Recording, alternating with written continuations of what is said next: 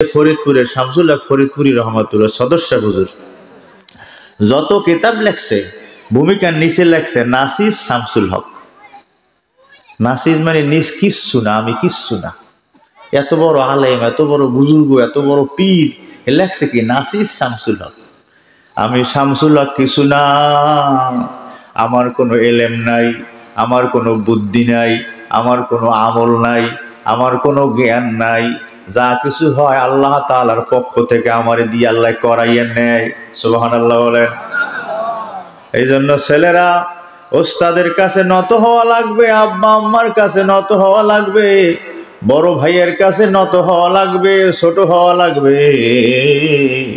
যত আদব বলা হবা তোমার আব্বাই তোমার উপরে তত বেশি খুশি, যত আদবালা হবা তোমার মায় তোমার উপরে তত বেশি খুশি, যত আদবালা হবা তোমার ওস্তাদে তোমার উপরে তত বেশি খুশি। কথা ঠিক না বেঠিক? যত নরম হয় তাদের উপরে কিন্তু মানুষের দোয়া বেশি যায়। কথা ঠিক না বেঠিক? চরমনাই হুজুর বলতেন, বাবা ঠালা জমিতে পানি দিয়ে গড়াইয়া জমা হয়, এই জমিনটা সমান, একটা বৃষ্টি হয়েছে খুব মুষলধারে, জমিন সব জায়গায় সমান, এক জায়গায় একটু নিচু আছে, সমস্ত পানি দিয়ে গড়াই গড়াই তো সেইখানেই পড়বে। কথা ঠিক না বেঠিক? চরমনাই হুজুর বলতেন, বাবা ঠালা জমিনে যাইয়া পানি গড়াইয়া জমা হয়, যে নিচু হয়, যে ছোট হয়, যে আপনার নিজেকে ছোট ভাবে মনে করে আমি কিছু না, আল্লাহ পাকের রহমতের নজরও তার উপরে পড়ে। কি বিশ্বাস হয় আপনাদের? হ্যাঁ, ছাত্ররা যারা ছাত্র আছো খেয়াল করো, ইমামে আজম আবু হানিফা রহমাতুল্লাহ আলাইহির জীবনে একটা ঘটনা ঘটছে ছোটবেলা, অনেকেই শুনছেন বয়ানে। মাদ্রাসায় গেছে ছোটবেলায়, খালি পায়, শীতের দিনে কষ্ট হয় না? যেই ছাত্র নিয়মিত ক্লাস করে, যেই ছাত্র কোনো সময় ক্লাস ফাঁকি দেয় না, যেই ছাত্র ওস্তাদে যেই পড়া দেয় পড়াটা নিয়মিত রেডি করে নিয়ে যায়, দেখবেন অনেক সময় ওই ছাত্রকে ওস্তাদে নিজের ছেলের চাইতেও বেশি মহব্বত করে। অনেক সময় দেখছি, অনেক সময় এমনও দেখছি অমুকে ক্লাসে নাই, স্যারে বলতেন আজকার অঙ্ক পড়াবো না। কে স্যার? অমুকে নাই, ও আসছে লোক, ও ক্লাসে ভালো, তোমরা পিছনের পড়া পড়তে থাক। এরকম জীবনে ঘটছে দুই একজনের জীবনে, আমার জীবনে বহুতবার এরকম ঘটছে।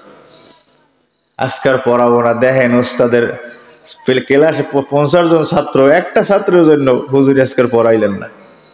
ও আগামী দিন আসবে, আজকার পড়াটা গুরুত্বপূর্ণ, ও একা পারলে তোমাদেরকেও পড়াই দিতে পারবে। সুবহানাল্লাহ বলেন। ওস্তাদের নজরের কারণে ছাত্র বড় হইয়া যায়, ওস্তাদের দোয়ার কারণে গবি জেহেন জকি হইয়া যায়। কেতাবে লেখছে জেহেন 3 প্রকারের হয়, 1 নম্বরে জকি, 2 নম্বরে মুতাওয়াসসিত, 3 নম্বরে গবি।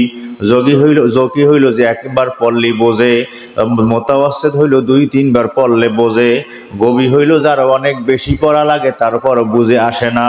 3 ধরনের জেহেন হয়। কয় ধরনের? ইমাম বুখারী রহমাতুল্লাহ আলাইহি আল্লাহ এমন জেহেন দান করছিলেন, এক ক্লাসে এইভাবে বসা থাকতেন, পড়তেন, অন্যান্য ছাত্ররা লেখতো, ইমাম বুখারী লেখতেন না। ওনাকে হয়তোবা তারা চেনেও না, হয়তোবা ক্লাসে বসছে।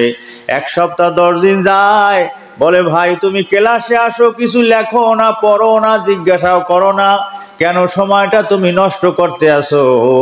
10 দিন পরে যখন এই কথা বলছে, বলে ভাই এই 10 দিন হুজুরে যা পড়াইছে, ওস্তাদে যা পড়াইছে, আপনারা তো লেখে লেখে রাখছেন, আমি কিছু লেখি নাই, আমি জেহেনের মধ্যে মুখস্থ করে রাখছি। আপনারা ধরেন আমি মুখস্থ বলি, আপনারা মিলাইয়া নেন। যারা লেখছে উনি মুখস্থ বলতে আছে 10 দিনের পড়া, 7 দিনের পড়া, ওনারা দেখতে আছে মুখস্থ বলে, ওনাদের লেখার মধ্যে ভুল আছে কিন্তু বলার মধ্যে ভুল নাই। আলহামদুলিল্লাহ বলেন। এই জেহেন দেশে কে? জেহেন দেওয়ার মালিক কে? একটু আঙ্গুলে জাগাই দেখাই বলেন তো একটু।